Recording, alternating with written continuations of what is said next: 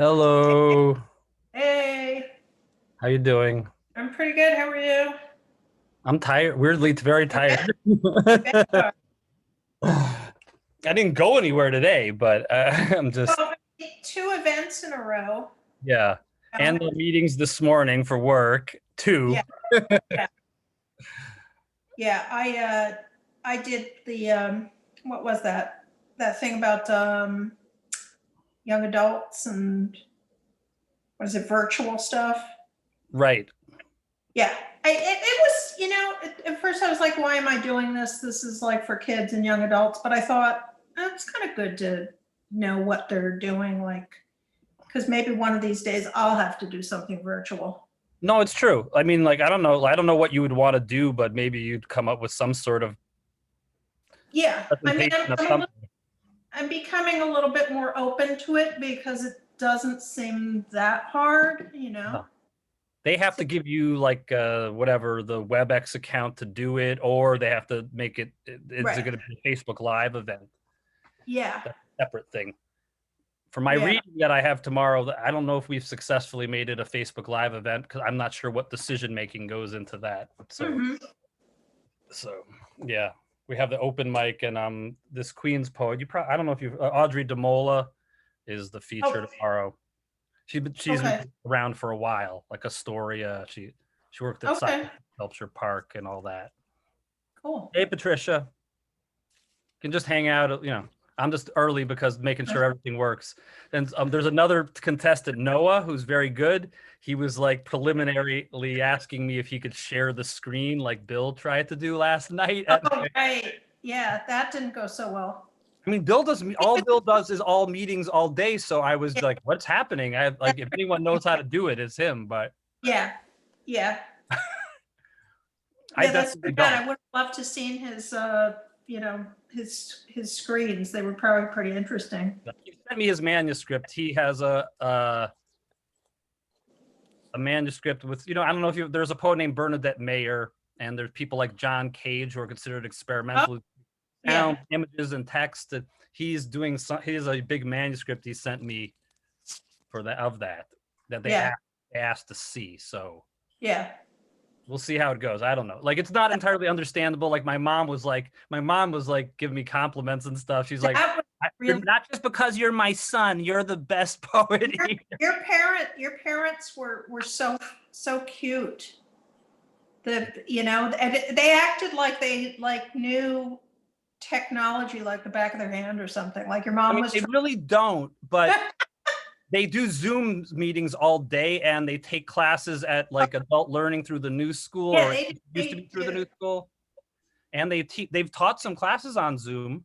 I mean, Yeah, they knew more than some people, but they only know what they want to know. right, right, Like they're not gonna like Google things that much or email you or yeah. right, right. So yeah, Tom. Who's Tom? Oh, Tom Did Colicino. Okay. did you get your imperfect box today? Yeah, I thought it was coming yesterday. I got confused. I thought That's they right. had a holiday It's schedule for this week and next week, but it's next week and the week after. oh, okay. That makes more sense. So That wasn't clear to me. yeah, yeah. I thought it was going to be this week, but it's no. It's next week and the week after. So Holly's at a doctor's thing, so I have to like make sure the doors. I had to make sure the doors open. oh, okay. But she's having a virtual. No, it's no. She's out. All Oh, oh, okay. right. So Amy Barone.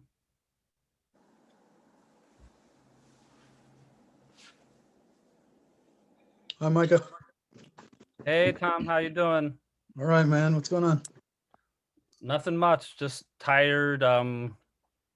You know, lots of Yep. meetings, lots of meetings. I had my thing, exciting, great yesterday. Then two Awesome. work meetings this morning on Zoom, staff meetings and Okay. trainings and Sure. whatnot. Because the library is like doing some printing, like a remote printing thing and All right. other things that are happening. They have to train you. But Sure. Yeah. yeah. Have you been? How are you doing? How are you holding All up? right. I'm all right. I just waiting patiently. The next evolution of whatever this is. Oh, right. trying to, waiting for the vaccine and whatnot, which is going to be, Also, what's 3 or next 4 with months. what's next with our lives. I'm not counting on Exactly. getting that vaccine anytime soon. No, I know. But me neither. But that's what's first and foremost when anyone asks me, that's what I say. Right. But just I took off the semester. I didn't. There was a case at the school actually where I was working in like February. Right. And they closed up in March, and then yeah, I didn't go back in the fall, so Okay. just to be safe. Hey, Amy. Yep. Hi. Hey, Juice wasn't worth the squeeze, Yep. So, Are you teaching any classes right now, or totally that's off? totally no, Okay. I'm not. I'm trying to get my own kind of a workshop series together Okay. independently. Hey, Patty. A lot of work. Hi. Hi, Hey. Amiga. Hey, Patricia. Hi. I got to work early today, so Right. I know you said you made Oh, good. like a lot of some people couldn't come to the reading because of work too, or I don't know. Everyone's doing something. it's nice to say that for a change. Trust me. Yes. I mean, everyone needs work. It's in the worst. It's in the worst way that they need it, because it's desperation more than like like I've been out every day. My wife hasn't. I've been out every day. I mean, every time I have to go to the library to do work, take the bus to the train and all that. Have you been going in much? Yeah, well, We have it regularly as started off as in teams to keep us separated so that we could be socially distant, and there'd only be now it's 2 teams. They've changed. They keep, these are phases. Susan. So there's a team A and a team B, and I work 3 days a week. It's like you work 3 days a week and then another 3 days a week, and then the other team. Yeah. all right. Hey, Susan. Hi, Susan. Yeah. Yeah. It's just, I don't know. Like if there's a lot of uptick in Ridgewood's having an uptick. There's a lot of neighborhoods are getting pretty high. With the COVID cases. Yeah. I was hoping volume for the library, but no, not like. Not really. I mean, although a lot of people are requesting, but we had to shut things down. Like there's been a few cases in the library too where we've had to like put certain things on hold. All right. Yeah. Yeah. No, it's everywhere. No. To do mass cleanings and all that. Yeah, Yeah. you heard about the restaurants now.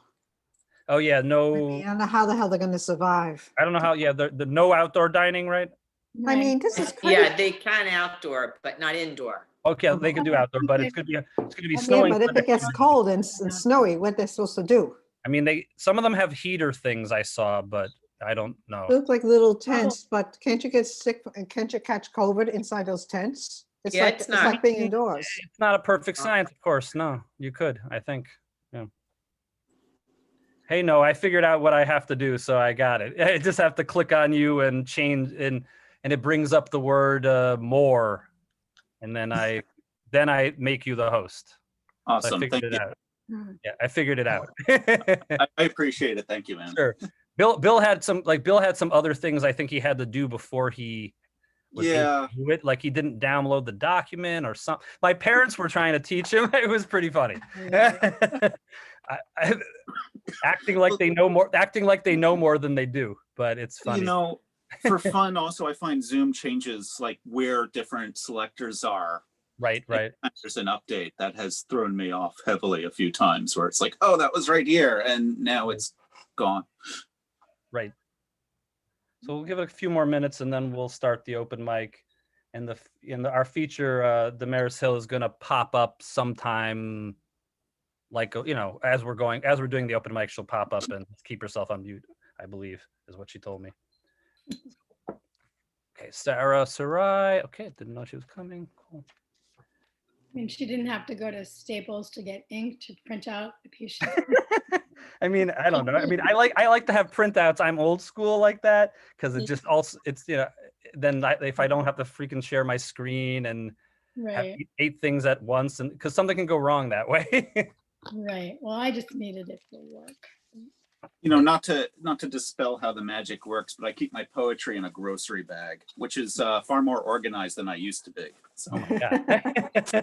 Grocery bag of poems. All right. Well, Throw it out, whatever you do, right? look, you ever no if you that could be your book title. No, a grocery bag of poems. Hey, Sarah. It would be Hello. amusing. It would be amusing to me. I may just do that. I didn't realize my book title would be so positive sounding. About It myself. sounds good, right? Like it's Yeah. it'll get people into it. Got Maria Lazella. And if you want to be timely, Noah, you could rewrite them all, like for the commercial version, you rewrite it all on toilet paper, Right. longhand. You can give them all. You can give them all crazy titles, and it'll totally work with your aesthetic, with your very protest-oriented poems or tribute poems or whatever. You know. Sure, and certainly, I think if I put it on toilet paper, it certainly would make certain people very happy. You know, they'd be like, "Hey, I always told you that's where you'd go." Right. A couple more minutes and we'll see. I mean, how many people now? 11. Okay, cool. Anyone else? Susan, do you want to read something? I mean, Sarah, do you want to read something? No, today? that's okay. Okay, cool. But thank you for asking. Sure. I'm actually gonna, oh, here we go. Hey, Damaris. We're gonna start the open mic we're gonna start our open mic in a moment, and then we'll get going. Okay, I'm gonna be on mute the whole time. Sure, no problem. Cool. I like how you have the books like humongous in the background. Yeah, I wore a funny shirt today, and so I'm not exactly feeling the contrast. Right. No, I know. I sometimes see people, like, you can see parts of their room behind them when they move. Mm-hmm. Right. I have this person who read at my reading yesterday, Charisse, and she has always like some sci-fi backdrop or something, and then you can see her shelves when she moves. Yeah, usually it's my chair, Right. but Okay, yeah, cool.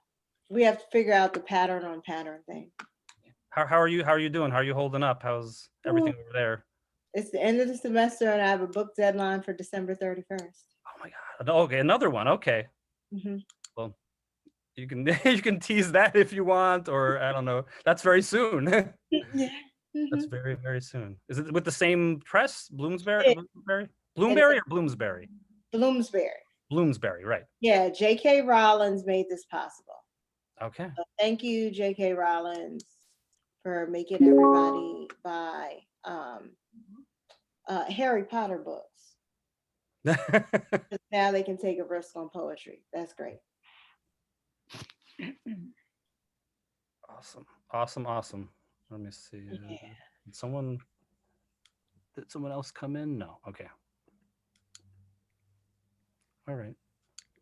So I don't think we'll see if anyone else trickles in. I'll just admit them, but I'm gonna start our open mic my introductions and then our open mic. Okay, so I start every one of these readings with poetry prompts that I write.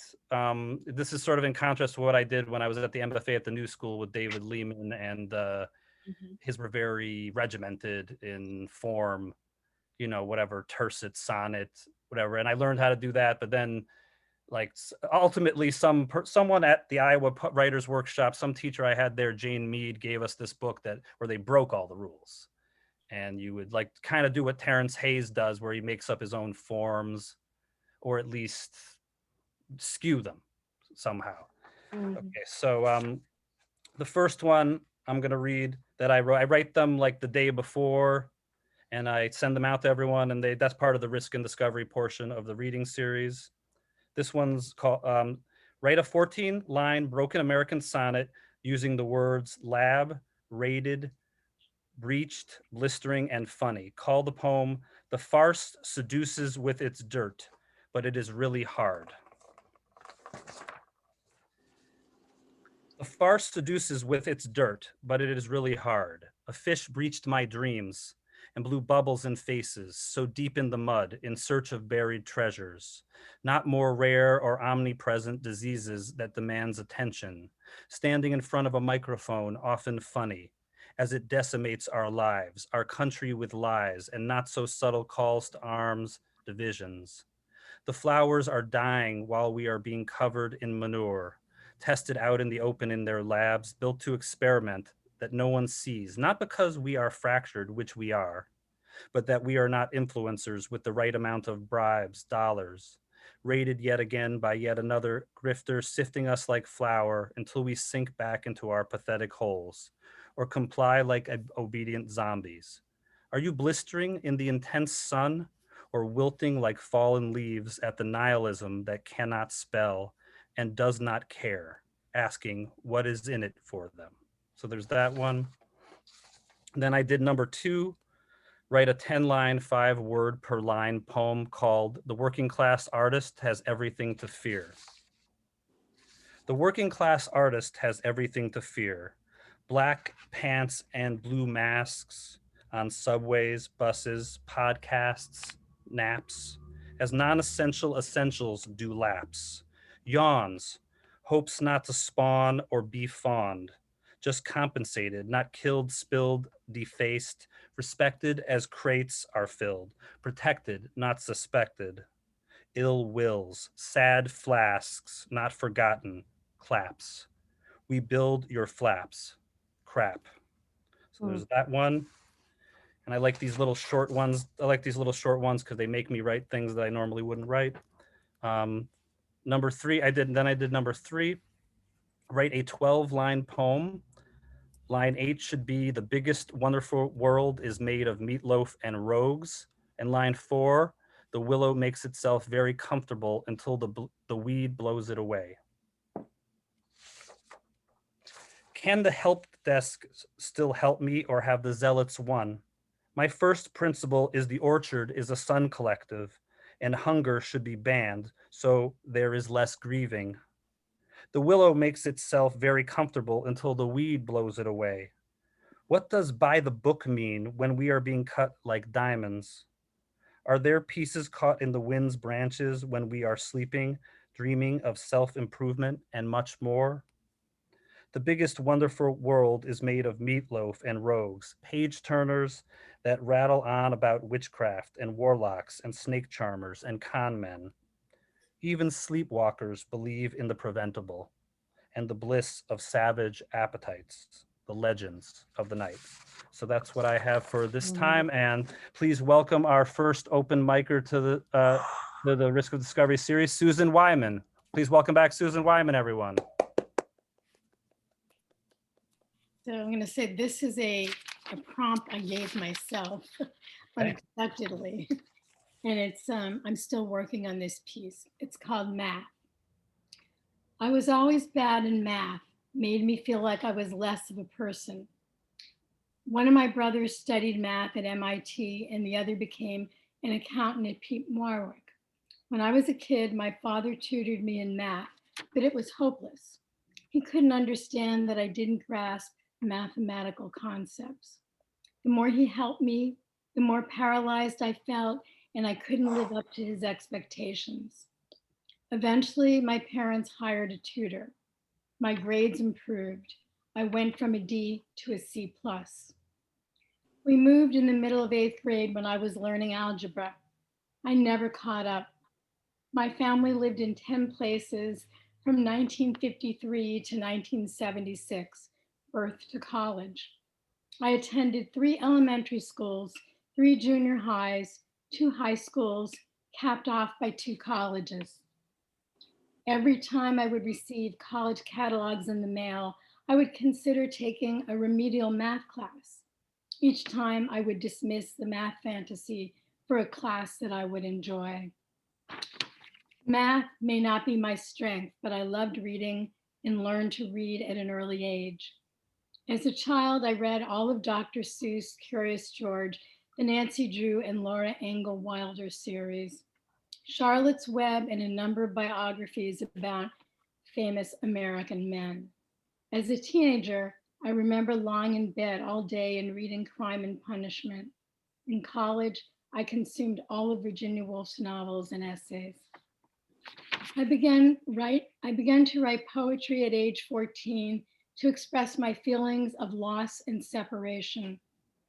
Later, I wrote love poems to high school boyfriends. I wrote to document the chaos and angst of my family life, to express joy, and to capture my observations. I wrote for all of these reasons and for the thoughts and feelings, words and phrases that lingered in my mind. After college, I had to pay back my student loans.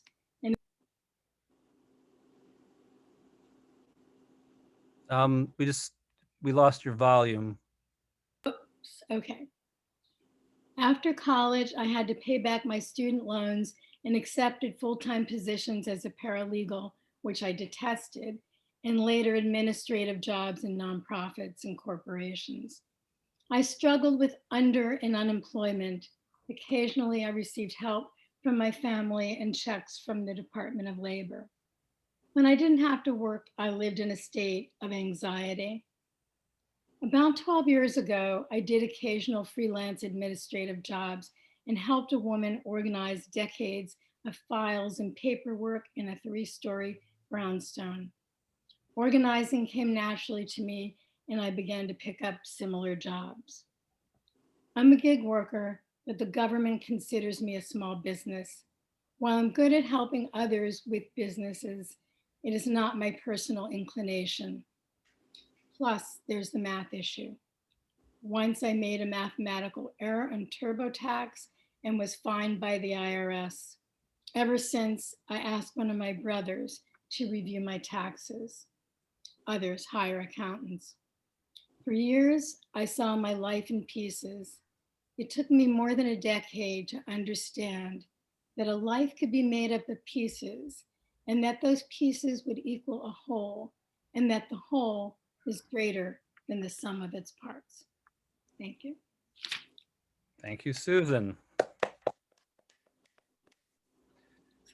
Please welcome our next reader, Amy Barone. Big round of applause for Amy Barone, everyone. Thank you. This is a rather new poem. It's called Dolce far niente. And in Italian, that means it's sweet to do nothing.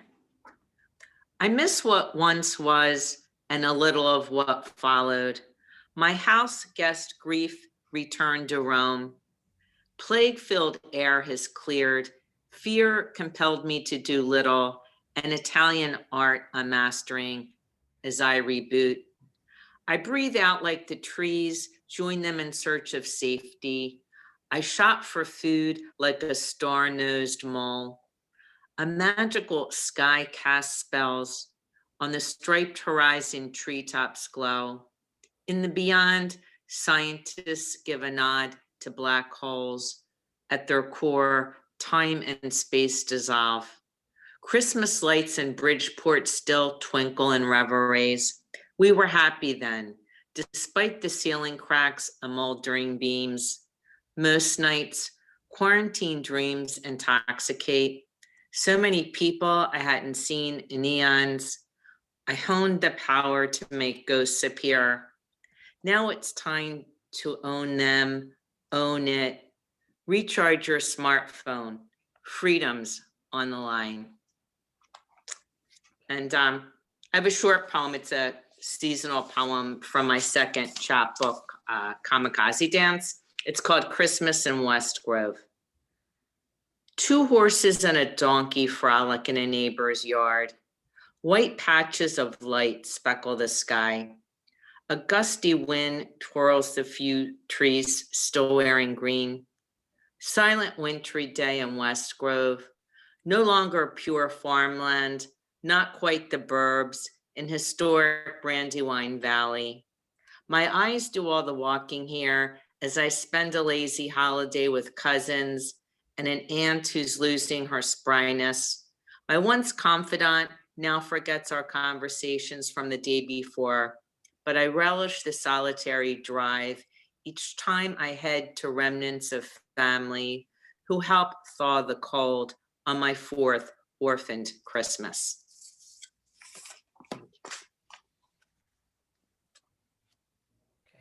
Thank you, Amy Barone. And please welcome our next reader to the stage, Maria Lazella, everyone. Maria Lazella. Thank you. I'm going to read a piece that was in New Verse News on World Mental Health Day. I take notes on my iPhone as if it was a reporter's notebook, efficient and cool.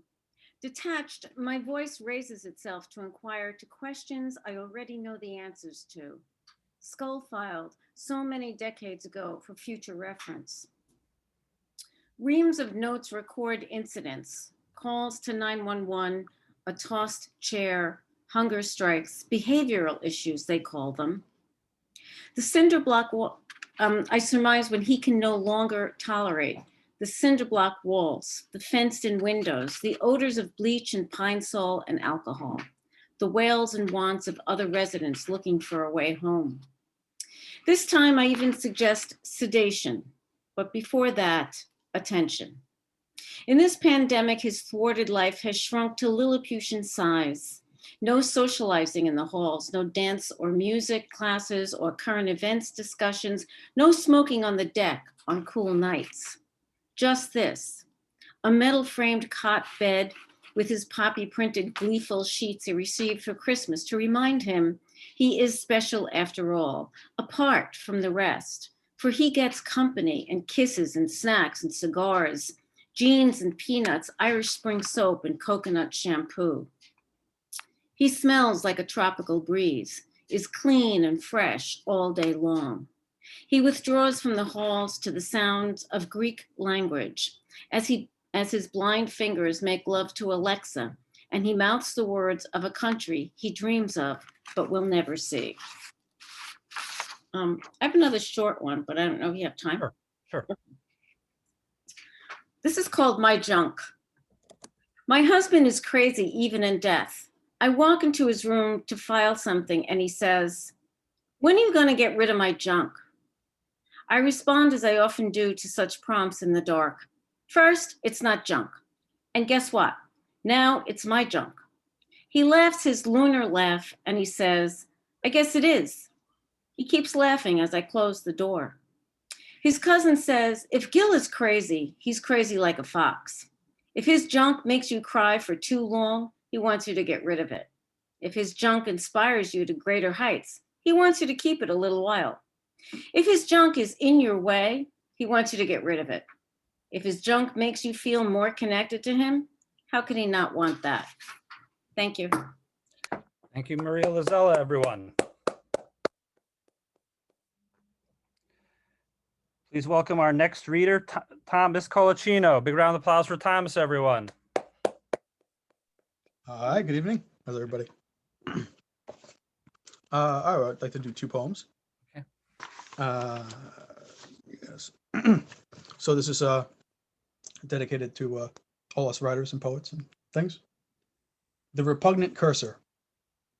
For polyglots with musical training who possess an upbeat outlook on literary ambitions, the ever-present flashing stick of light in modern electronic composition machines is perhaps a metronome. A rhythmic reminder, keep the keystrokes coming. For everyone else, the fucking cursor is an impatient bastard creation.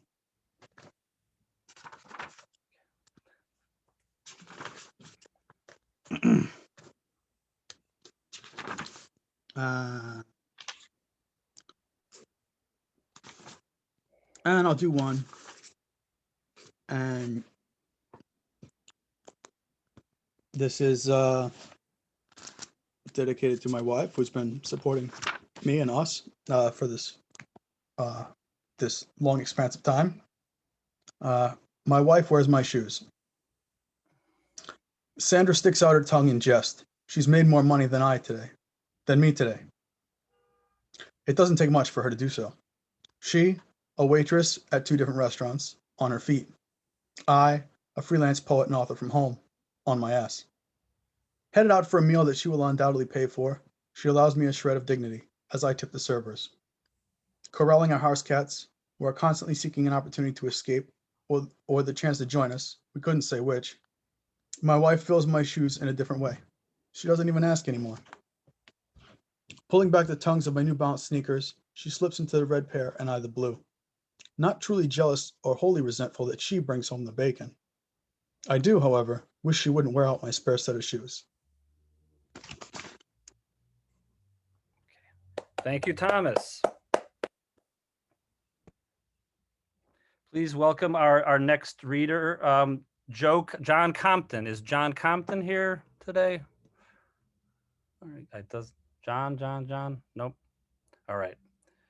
Okay, so our next reader, please welcome to the stage Noah Levin, everyone. I'm gonna make him the host, and he's gonna shoot it back to me. He's gonna do he's sharing us a little video tribute. Okay, here we go. I hope this works better than last night. Did you send the Yeah. host over? Yeah. Okay. So Okay.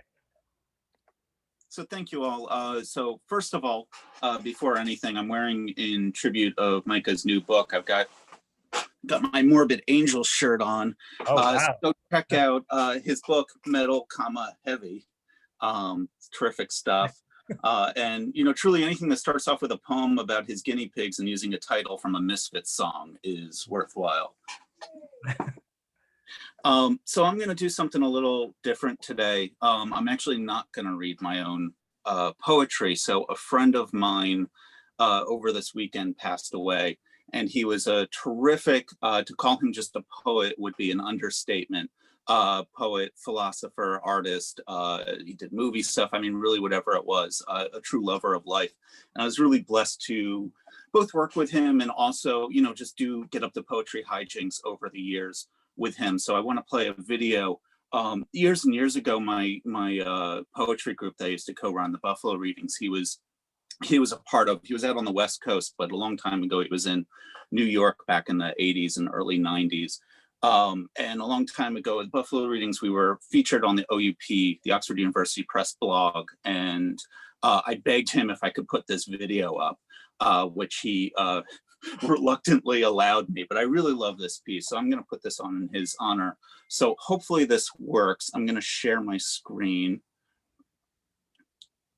And hopefully also you'll be able to see, not just see the video, but also hear it, because I forgot to test that part. So let's see if this works. If not, just start screaming at me that you're not hearing anything.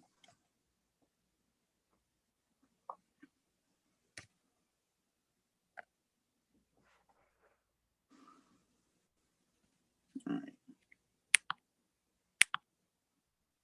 Can you all see my screen? Yes. Great. All right. And you can see YouTube now? Yes. Perfect.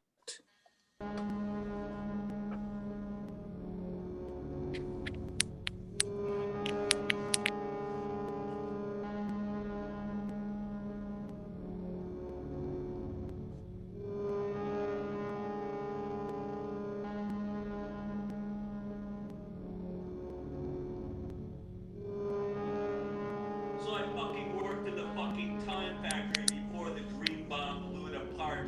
Well, what the fuck do we have now? Dreams unstuck, time out of joint, people not knowing where or when to do.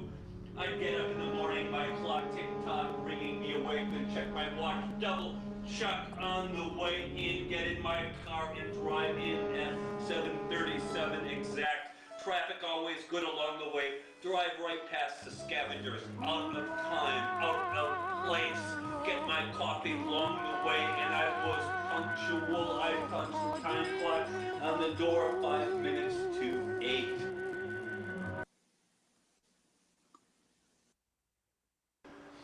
I worked under Jack Smith, a veteran of the 5-day, 35-minute war. He was in the shit when they stormed the clock tower. He was in the trenches firing off the minute missiles and sleep gases. He started coughing. What? When?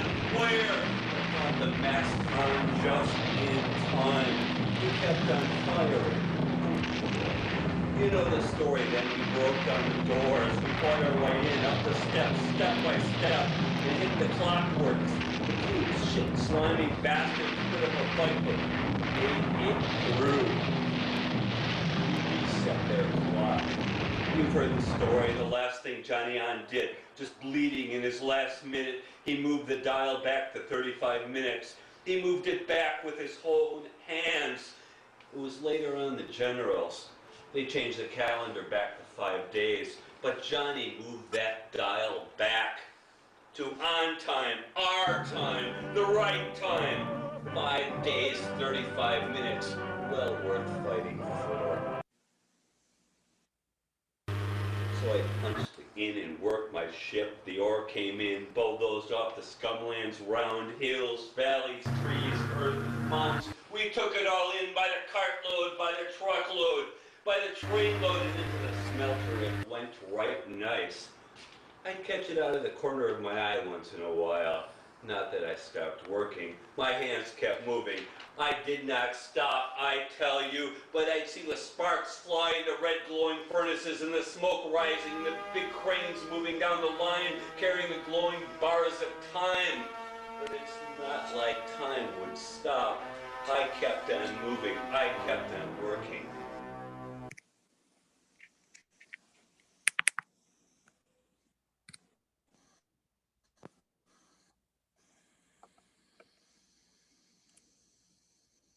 Okay. Thank you, Noah. Right. Yeah, thank you all. It's the late great James Honzik. And let me send this back. Is that music coming from me? Sorry, I think it might have auto-cued something. All right.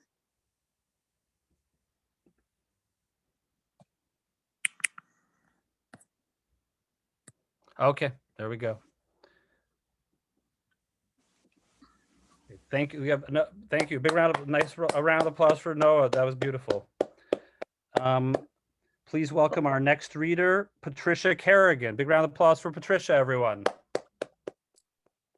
Okay, can you hear me? Yes. Okay, great. The rest of your life. The rest of your life en route to the supermarket. Eyes take inventory. Sidewalks vary. Some have more cracks than others. Most are dirtier than ever. Eyes visualize Instagram photos, gum, beer bottles, paper, plastic cups, and takeout containers, human or animal excrement, blood, crack vials, and now masks. Museums free of charge live on streets, artists unknown. Trash receptacles belch from overload, eyes absorb disgust. Streets say more than we think, they tell us who we are. We walk these streets armed against COVID, shop for essentials, be 6 feet away or 6 feet under. We learn to balance fear and hope, look for rainbows and puddles, send virtual hugs, wave from a distance, walk these streets another day, eyes wanting to see other eyes.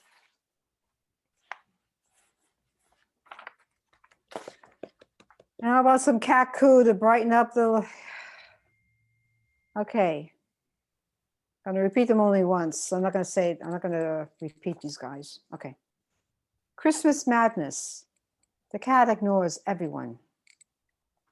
More fun than a scratching post. Christmas tree. Bright lights, shiny balls, beckon curious cats to attack the tree. Southpaw kitty. Ornaments go down for the count. Kosher kitty spins the dreidel, wins more treats. Hanukkah kitty looks for catnip, 8 days of meows. Hanukkah lights, shadow of the cat nibbling on latkes. Catitude escalates on Hanukkah. Oy vey Yazmir. Thank you. Thank you, Patricia. You.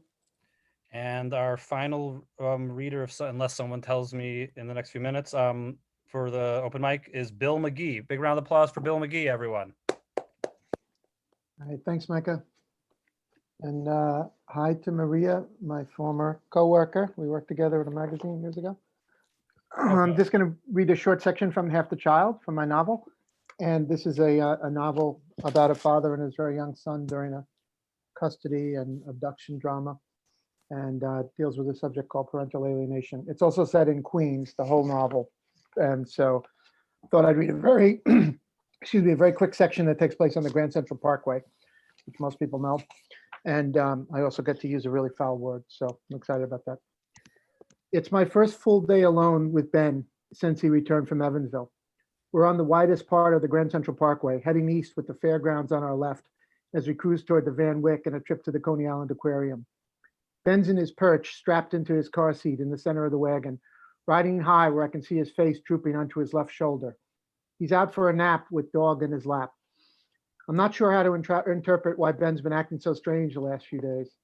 That hesitance at the end of the jet bridge last week lingered, albeit sporadically. He has never shied away from hugging me, kissing me, holding my hand. But ever since she walked off that plane, it's as if Ben knows something about me that I don't. He'll forget it for hours at a stretch and then revert as if recalling absent instructions. I pop in one of my favorites, Warren Zevin, and sing along, ignoring the bright orange check engine light on the dashboard. Lovey needs new tires, a new battery, new suspension. But the money I don't have to spend on those things has already been promised elsewhere. Send lawyers guns and money. We're in the left lane and inching up towards 70 miles per hour. Then, before any sane person can even fathom why, the silver Mini Cooper in front of me slams full on the brakes. My brain instantly calculates this dipshit only just grasped he's 4 lanes away from the Harry Van Arsdale Jr. Avenue exit, and therefore the lives of multiple strangers, men, women, children, pets, dog, should be endangered, since that's clearly a better option than doubling back on Queens Boulevard and exit later. I can see the undercarriage of that crappy little car as the brake lights tilt upward from the sudden deceleration. My brain simultaneously calculates that neither the laws of physics nor the God I prayed to at St. Rita's School when I still believed in his existence will be enough to prevent me from rear-ending this oh-so-selfish prick in my 4,300-pound station wagon. But I recall the words of Bob Hoover, the greatest pilot who ever lived. Fly as far into the crash as possible. I brake and steer and brake and steer, and the wagon jerks, and then it squeals, it slides, and it shimmies, and now we're just past the Cooper's left quarter panel as we kick up last winter's rock salt and plow through the grassy median, past the prick, and fishtail back into the fast lane. All this in the time it takes to grimace. In the patch of the rearview mirror above Ben's head, I instantly see that, miraculously, for the first time since Robert Moses built the goddamn parkway, nobody is tailgating in the left lane. It all happened so fast, I don't even get a look at the selfish one piloting the Cooper.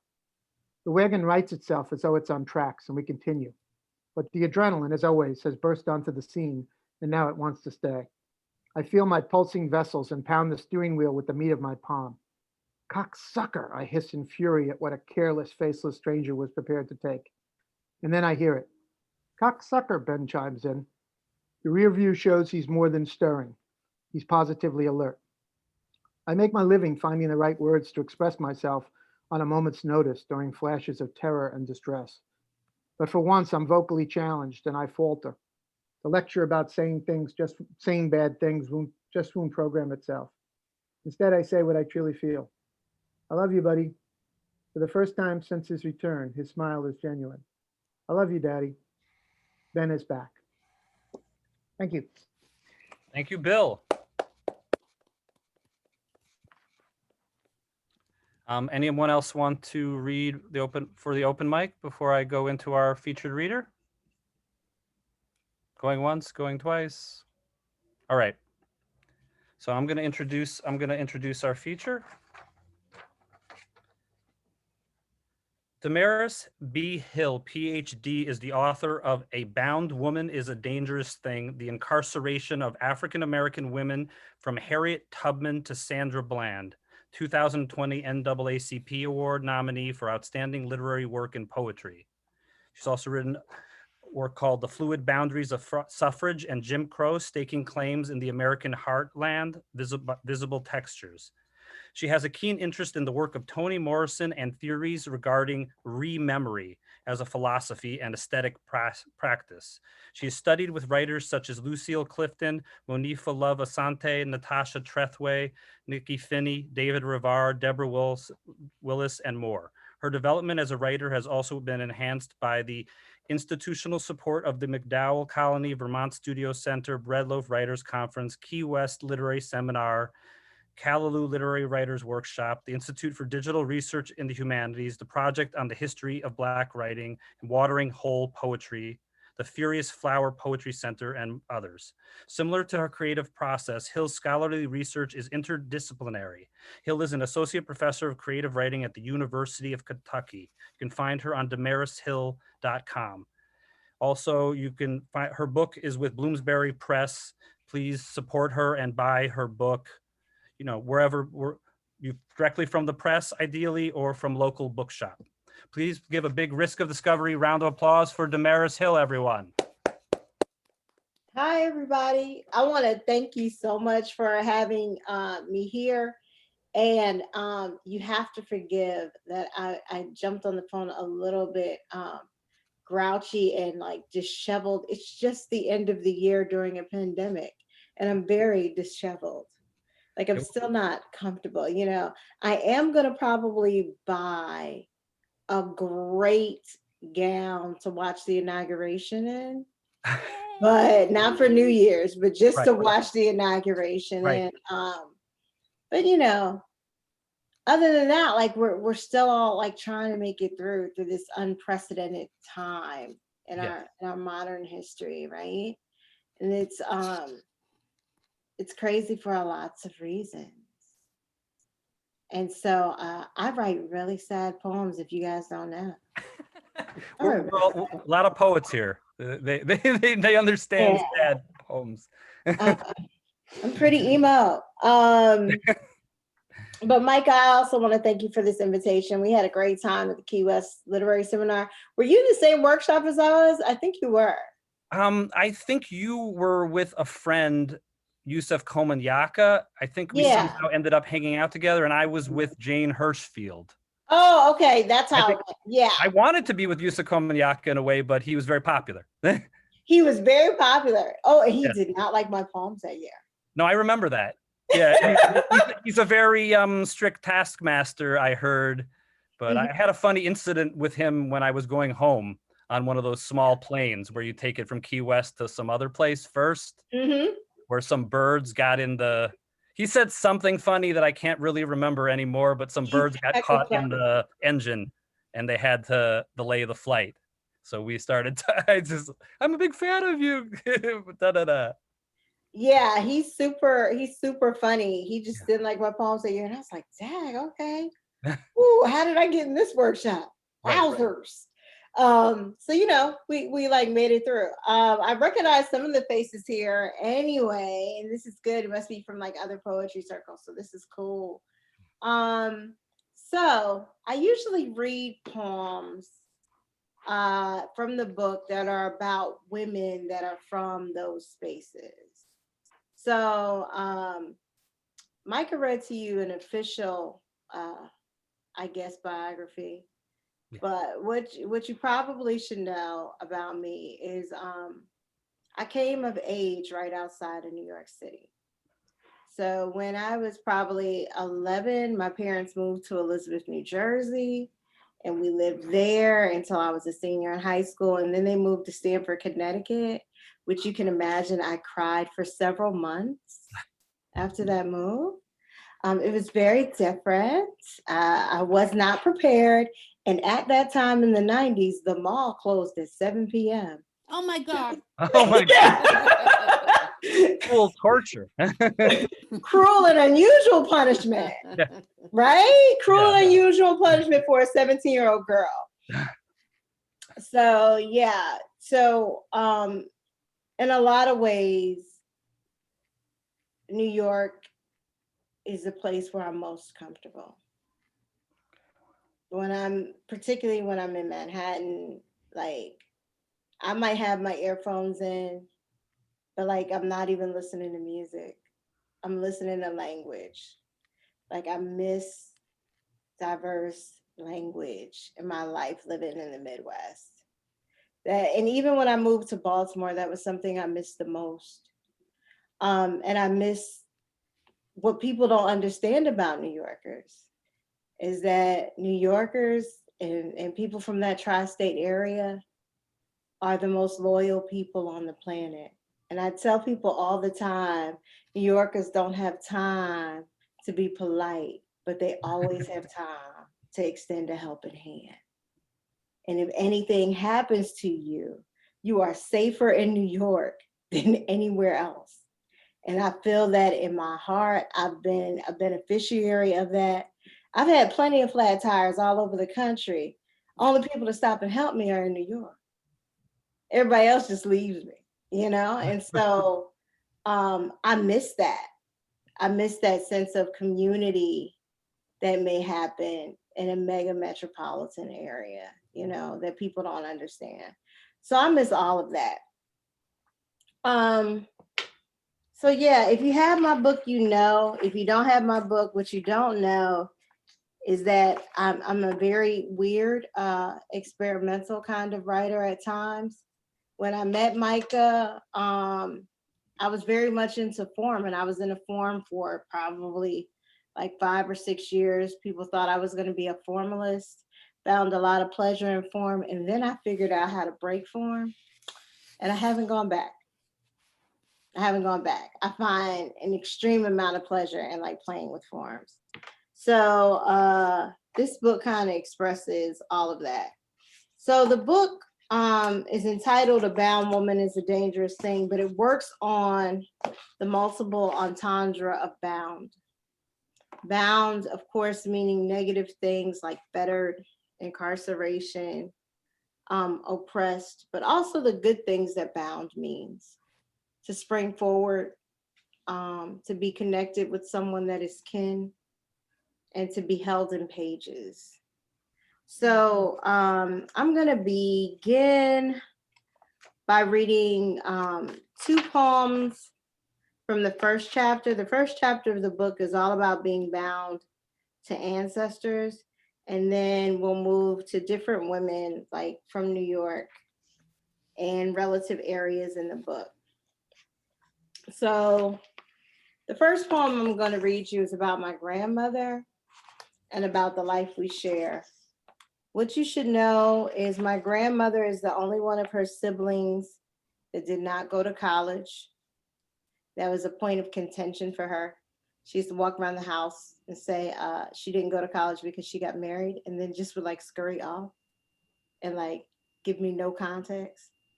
So this poem is a little bit about that, but it's also about the fact that she was diagnosed with schizophrenia.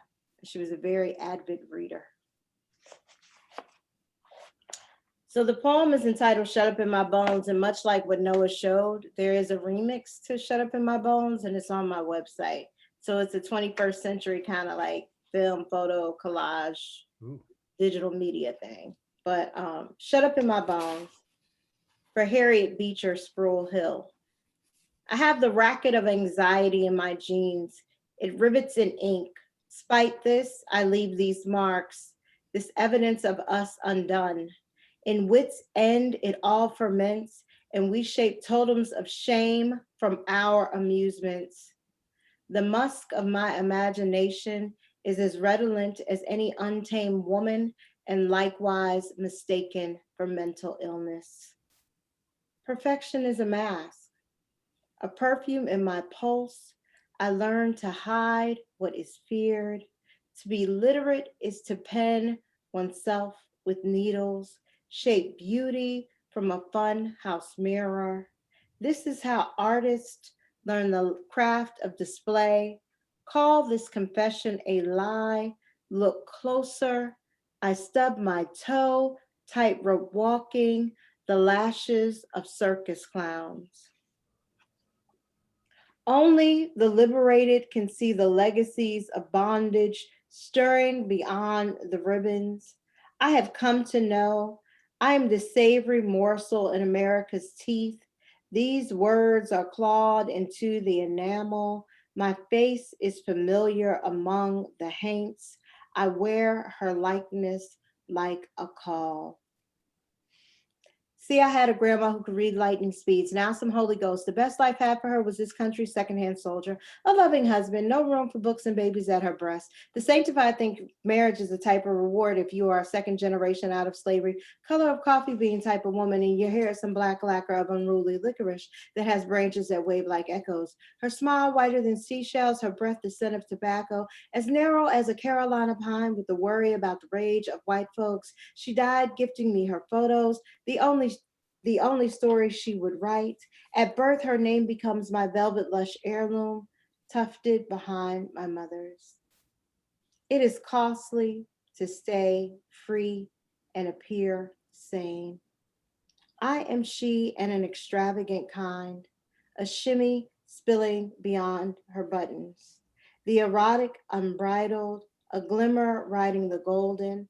I'm her shrill of laughter, clapping in doubt.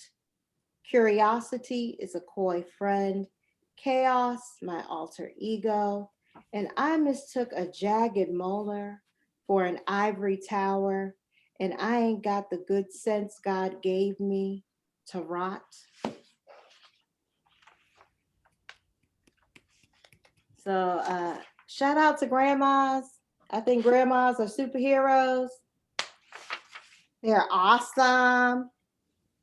So I'm gonna read another ancestor poem, and this is not a biological ancestor poem, but this is a poem for Lucille Clifton, and it's called In the Garden. In the garden, an echo poem for Miss Clifton. In the garden of marble and men, I swivel slowly in. I'm some clay-faced Janus following the drums of your tongue. Did you know?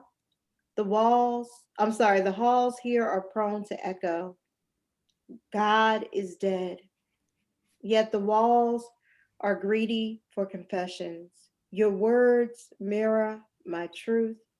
Forgive me, my voice is a tapestry of tacks trying to wear the skin of your hymns.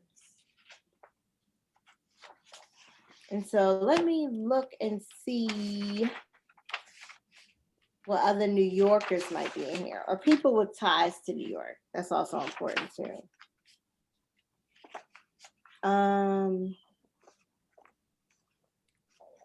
There are a few.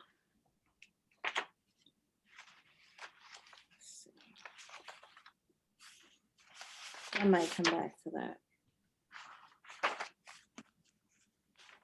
So I have a whole chapter on Assata Shakur, but she's not the only person that has ties to New York.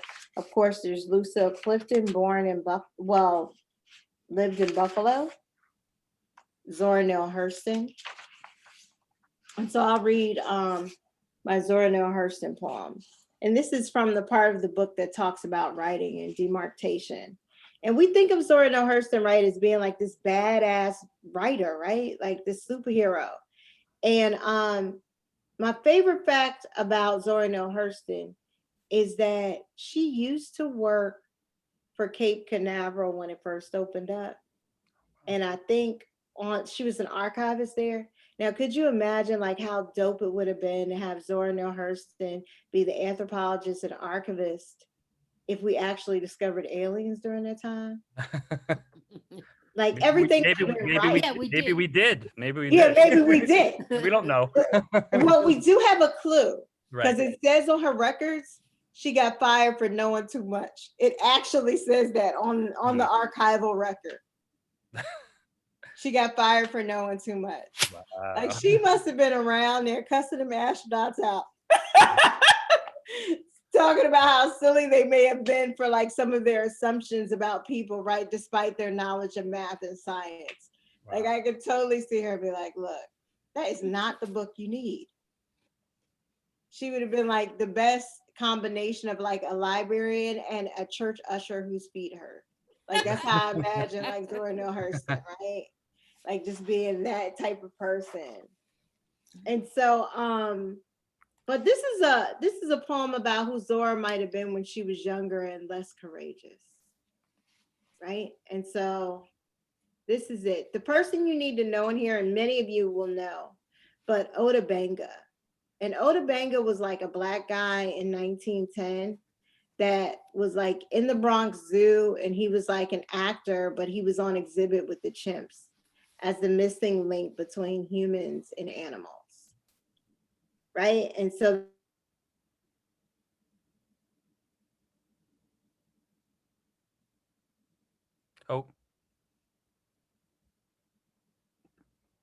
we lost Damaris. Can you hear me? We lost you for a second here.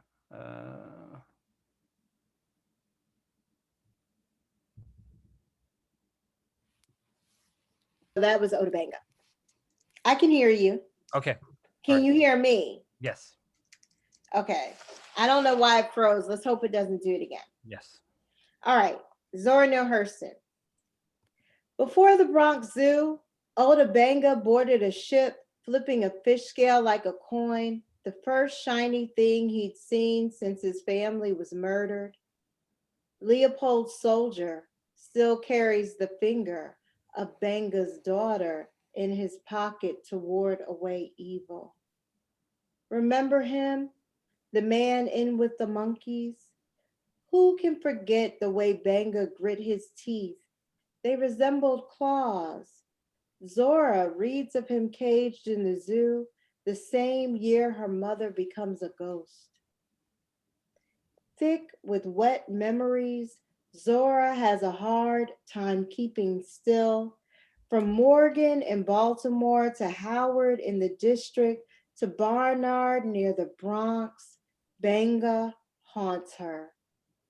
In slides her rituals, folding the news clippings in with her lunch, reading the creases, mysteries draped in her palms. This odd communion. The cradles of hell always take the shape of a woman's lips.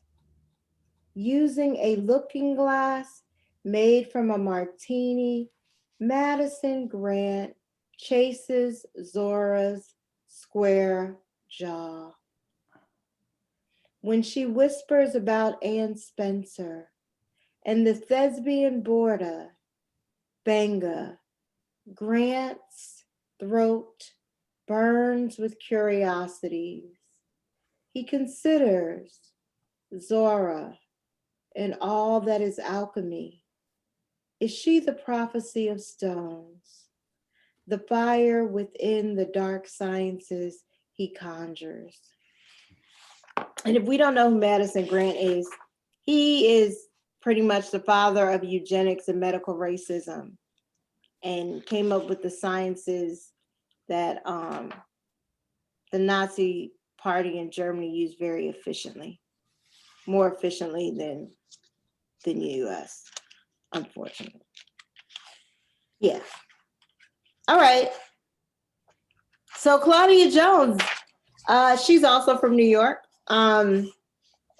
You know, she had to leave New York. She was kicked out in the McCarthy era.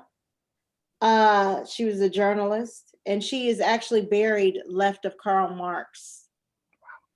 So she's an important figure to the to equality in the Communist Party globally. Claudia Jones, I think I've seen you left of everywhere.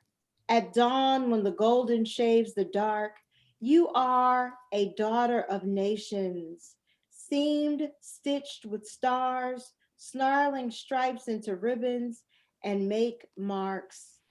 This is how you send our spirits into rings. I think I have seen you in the in the ciphers of Callaloo, swirling about the earth. Trinidad's daughter, Justice's town crier, and good girlfriend of Amy Ashwood Garvey. You fashioned a world from a fissure, a wide-rimmed crescent, and welcomed Black women. A nation is built brick by brittle brick, blood in the mortar, a legacy page by sacred page. How many ways did you write women? How many ways did you write women?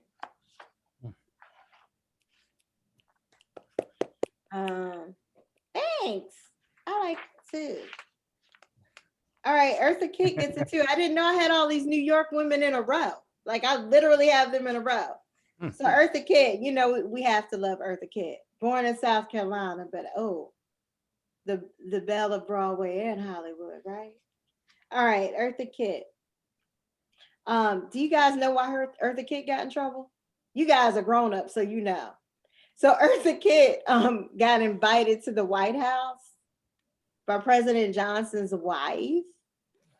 And as soon as she got there, they wanted to discuss like flowers and like centerpieces and arrangements. And she was like, yo, it's some people dying in Vietnam. Like, what you talking about? These flowers? Like, who has time for this? It's people dying in Vietnam. Anyway, like by the time she left the White House, she was already a communist in the newspapers and a nymphomaniac and all kinds of stuff. And so they never tell you this about Eartha Kitt, but she was out of work for 10 years behind it and destitute and literally blackballed in the US. So she went from being like Oral Wells' homegirl to like penniless and couldn't get work. And so, you know, when they tell success stories, they don't always tell these types of things, the way people were punished for like instituting their democratic rights, right? And that's what a lot of this book is about. So shout outs to Eartha Kitt. Harlem's dandies aren't tailored for death or army fatigues. Blue black love shimmies in Kit's throat, torching his southern soul. Johnson does his lynching in draft letters, yet questions loyalties. Harlem's dandies aren't tailored for death or army fatigues. Trace symmetry of chain gangs and Saigon's zombie infantries. Kit's eyes are a battalion of bullets, her tongue paroled. Harlem's dandies aren't tailored for death or army fatigues. Blue, black love shimmies in Kit's throat, torching Johnson's soul. Oh my gosh. It is 4 people in a row. Okay, so this, I'm after this, I'm moving on, right? But this is Sonia Sanchez, educated right at Hunter College, right? New Yorker. So shout out to Sonia Sanchez. I still love her. So, you know, everybody kind of knows her for like the Black Arts Movement and her protests there. But a lot of people don't know that like not too far ago, she got arrested for protesting with a bunch of other grandmothers. And what they did is they rolled up on a recruiting station in Philly and was like, you can't have our grandkids, but you can have us for your war. And like refused to leave. And of course, nobody wanted to lock the grandmothers up, right? But refused to leave. And so her poem is entitled This Granny is Gangster. Because she is. Yes. And we already know how I feel about grandmothers. So love wears a lanyard laced with readers. Love is a pair of bifocals, the rim on the nostrils, nursing powdered lips. Love is a granny, a woman weaved from Alabama clay and concrete, one that can fold the name of your enemies in her tongue, a granny that sets out a candy dish full of sparkling laxatives for bullies. Sonia Sanchez has long been a soldier of love. She wields protest like wind. At 82, she marches like she is leading a second line, all at her knees. With her cane, she cracks blessings and calls your nearest kin. She speaks peace in the cadence of prayers. The army slithers down Broad Street, wanting weapons gilded from flesh. She shows the recruiter that freedom can't be paid for with my grandchildren's lives. Her love is strong. It is all knuckles and knotted. It is 1, 2, 3, and 4. Love doesn't want your bloody war. So how am I looking on time, Micah? I mean, you could go for like 10 more minutes, easy. Yeah. Okay. That's a really long time, 10 more minutes. You don't have to. You don't have to, but you can. All right. So I'm going to read 3 more poems. One by Asada Shakur, one by Grace Jones, and one by Harriet Tubman. Who do we want to hear first? Grace Jones. Everybody's saying Grace Jones. Everybody's mouthing Grace Jones. I know Grace was like lit, right? I Oh, I love thought you Grace mean good Jones. change. I Go for Grace, love Grace baby, Jones. Grace, yeah. Right. All right. So this is called Amazing Grace and Unloved Gentiles. And somebody is doing research on Grace Jones right now. And the interesting fact that I remember about Grace Jones is that Nelson Mandela was a fan of Grace Jones. And if you guys don't know, her brother is like a huge mega pastor in a Pentecostal church. His name is Noel Jones, and I think he's in LA. But like her father and her grandfather were also like huge pastors, right? And so Mandela was a fan and invited her to come over. And she brought I think she brought either her father or her grandfather. And subsequently, there were like 5,000 churches in South Africa after that. Like in between that time and now, like 5,000 Pentecostal churches. Grace Jones, lit. Wherever she goes, she's magic. All right.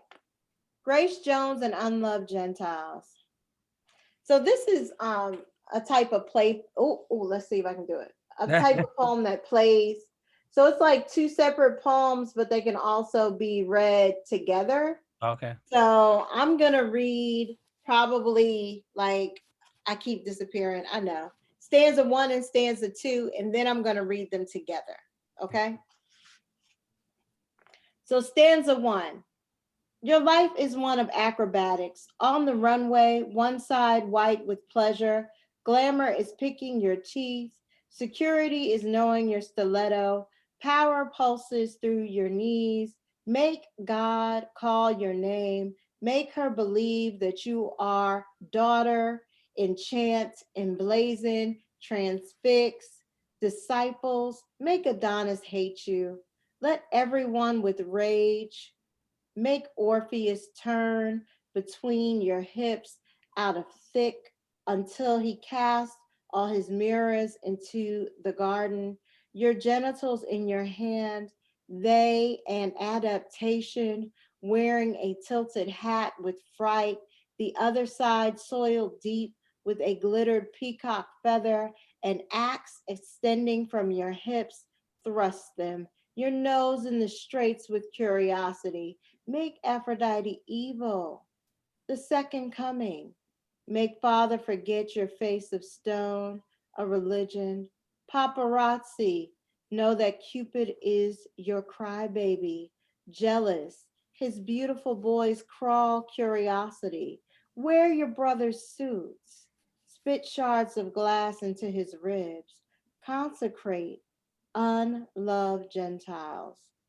So that was the two stanzas. Now I'm going to read them together. Your life is one of acrobats and adaptation. Wear a tilted hat on the runway, one side white with fright, the other side soiled deep with pleasure. Glamour is picking your teeth with a glittered peacock feather. Security is knowing your stiletto, an axe extending from your hips. Power pulses through your knees. Thrust them, your nose in the straits. Make God call your name with curiosity. Make Aphrodite evil. Make her believe that you are the second coming. Make Father forget daughter, enchant, emblazon, transfix your face of stone, a religion. Paparazzi, disciples. Make Adonis hate you. Let everyone know that Cupid is your crybaby, jealous with rage. Make Orpheus turn his beautiful boys crawl between your hips out of thick curiosity. Wear your brother's suits until he casts all mirrors into the garden. Spit shards of glass into his ribs. Consecrate your genitals in your hand. They unloved Gentiles. So that is, woo, the ever holy Grace Jones. So let me.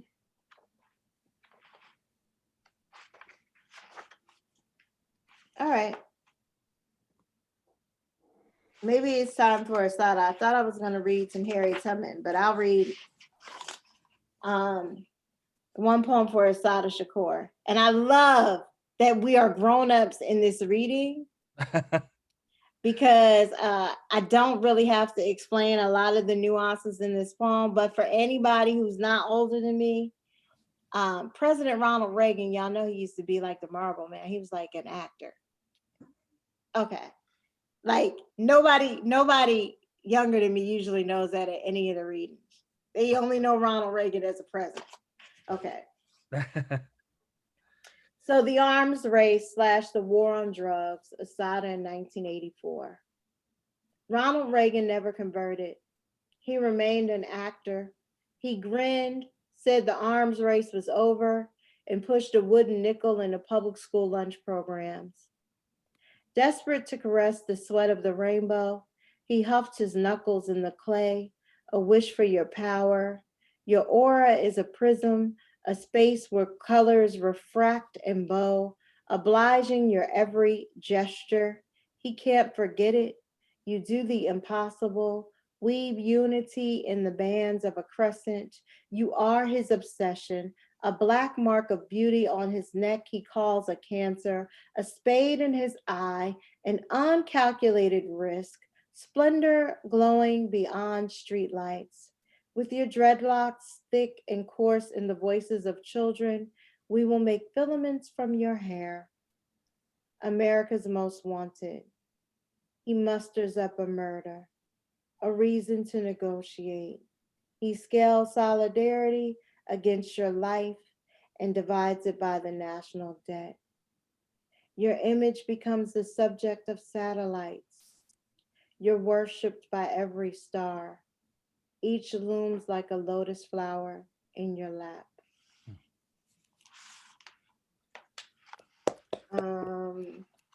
Thanks. The last New York poem I read, and you guys probably can't see that, I'm gonna really try, is this poem to this poem to Harriet Tubman. So I call it a triptych, but it's really a quadrupunzel. It can be read in any direction. Okay. And so I wrote like 17 Harriet Tubman poems and then like threw them out because they were all wrong. And this is what I was left with. So I'm gonna read it regular like that. And then I'm gonna read it snakes like that. Okay. So Harriet is holy. Lick a thumb, hold hands to the wind. What is it about? Water, women. Take me, Miss Tubman, in tow. Her instructions make my mark. X, a river bee as faithful as daughter of Eve, mother of Cain. Her face, a rainbow wonder. Her smile, a collection of stars, of springs. Between water, between women, be no mysteries. I know of no man stands waist deep and wet in these crossings. Mossy riverbeds like braille folding her feet. This woman needs these sweet waters in her palms. Thousands call her Moses. Ask the stars. Even Jesus needed a John the Baptist with arms wide. Her, she in the intersections. She be revolver, rescue. All right, the remix, Harriet is holy. She be revolver rescue, with arms wide, ask the stars, thousands, this woman needs, mossy riverbeds, stands, between water, between women, her smile, mother of Cain, a river bee, her instructions make, what is it about? Hold hands to the wind, take me, Miss Tubman, in tow, X, daughter of Eve, a rainbow wonder, of stars of springs, I know of no man. These crossings, folded her feet, in her palms, her Moses, a John the Baptist, she in the intersections, her, even Jesus needed. Call these sweet waters like braille, waist deep and wet in, be no mysteries, a collection, her face as faithful as my mark. Water, women, look at them. So thank you guys for listening. That was like really long. So thank you guys for listening. Big round of applause for Damaris B. Hill, everyone. You can unmute yourselves. Thank you. Thank you. I want to hear what Maria was saying about Claudia Jones, because I have to really concentrate not to read, because I'll naturally read rather than talk. Right. I'm one of the founders of the Vito Mark Antonio Forum, and we do a lot of presentations. So there is someone who they just reissued the prison memoirs of Elizabeth Gurley Flynn. And so that's going to be the focus of it, but it's the Claudia Jones Educational Department, I think it's part of the CP yet, that's going to be co-sponsoring it, and it's January. Oh, that's great. Yeah, it's really great because, you know, they bring a lot to it. And yeah, and so they're going to co-sponsor the event. So it'll be January 11th. Yeah, and she was really, really demonized for her political views. She was like a sweetheart. Yeah. And Gurley Flynn, of course, was, you know, it's all rebel girls. That's what I was saying. Yeah. I like rebel girls. You know, I guess I might do a little presentation on Dorothy Day and Flynn, because they were very close. You know, now the Catholic Church is trying to co-opt her and make her into a saint. It's really kind of disturbing. They're trying to turn Dorothy Day into a saint. You know, the Catholic Church is sort of co-opting her.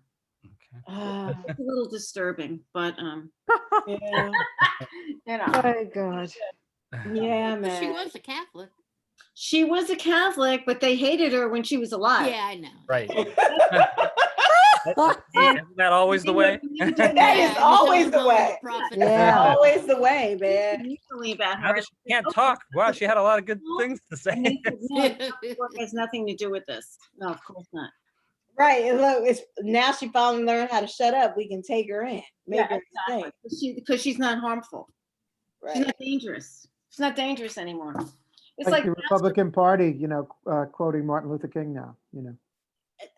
Talk about that. Listen, I'm not even gonna get involved in that. No. Castro's on the front of the magazine of Cigar. You know, I mean, you know, he's not dangerous anymore. Oh, okay. It always goes down like that. Right. Once they're quiet, they can be co-opted. Mm-hmm. You know, Archbishop Romero led, you know, so involved with liberation theology, they want to make him a saint too. That's so crazy. Is it because of the new Pope? Yeah. Well, I don't think that's the new Pope. No, I think that was already in the works. Okay. Okay. I mean, he's the most liberal, whatever that means. Well, Pope he's not we've had. Probably. He hasn't changed anything yet. And he hasn't changed the church's position on the whole molestation problem. Yeah. Right. Oh. Done anything. He's a good talker. Right. He's nice, but he hasn't actually changed anything. Right. That's the harder part, is to actually change. I mean, you know, it's an old institution. It takes, you know, a century to change anything, but they haven't even discussed it. So I don't know. Yeah. Anyway, Anyway, I just want to thank you to all the open mic readers who came. Let's give another round of applause for our featured reader, Damaris B. Hill. It was a great open mic. Thank you guys. Thank you, Damaris. And buy her book. She has a new book coming out at the end of the month. I don't know if you want to say the name. No. Not at the end of the month. It's Oh, not it's not. coming out for a whole nother year. Oh, another year. Okay, I thought you said, oh, that was next year. My edits. Yeah, Oh, okay. my edits need to be done by the end of the month. So Oh, okay. All right. I'm fighting with Sorry. my publisher over the name right now. Okay. So, but That's fun. it is fun. But I want the name to be Breath Better Spent. Oh, So nice. What does the publisher want? the book is about the book is about Black girlhood, and a lot of it deals with me growing up in Jersey, deals with like my relationship with iconic figures like Whitney Houston, not a personal relationship, but what that meant for me as like a 13-year-old girl, right? Oh, wow.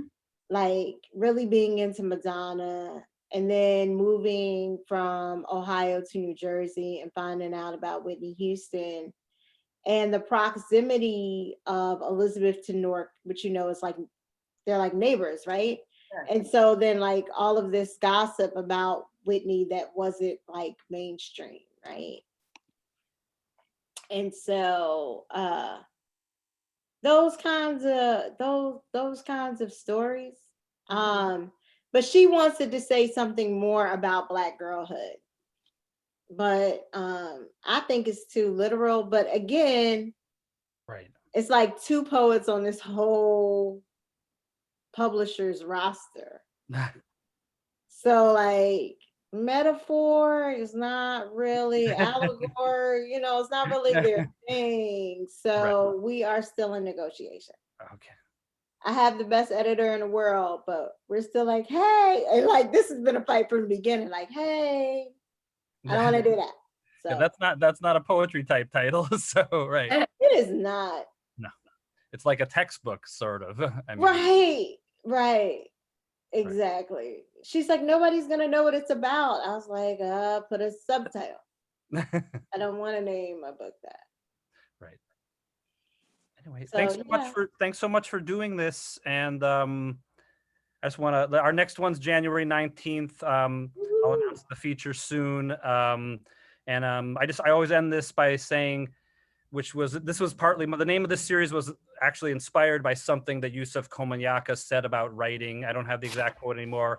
And that's where the idea of risk and discovery always having to be in your poems.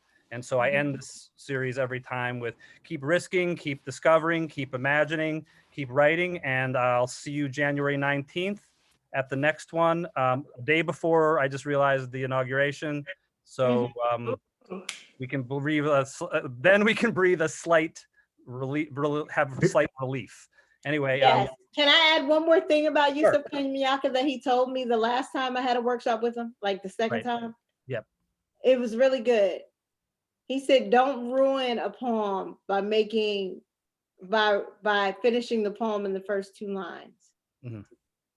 If you're having problems with the poem, it's usually because the first two lines are like the meat of your poem. And you can't start your poem with the best lines. Right. Because then it ends right there. I was like, oh. Let me go back, so that was really good advice too from him. Yusuf is great. No, he's a master of that. Really, he is. Yeah. All right. Well, thanks, guys. Anyway, thank you again, Damaris. It was so great to see you. And hopefully we can see each other in the flesh again soon when this vaccine works its way out, hopefully. Yes. Thanks, Yeah. Micah. Thanks, Micah. Thank you. Bye.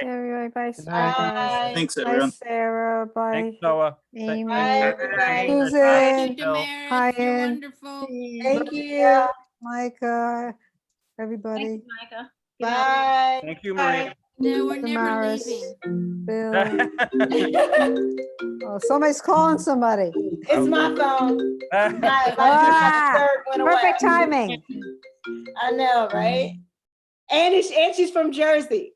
All right. Bye. Okay. Bye. My wife's Bye, from me Jersey, outta too, here. first-hand boy. So yeah. Happy New Year. Bye. Bye. Bye.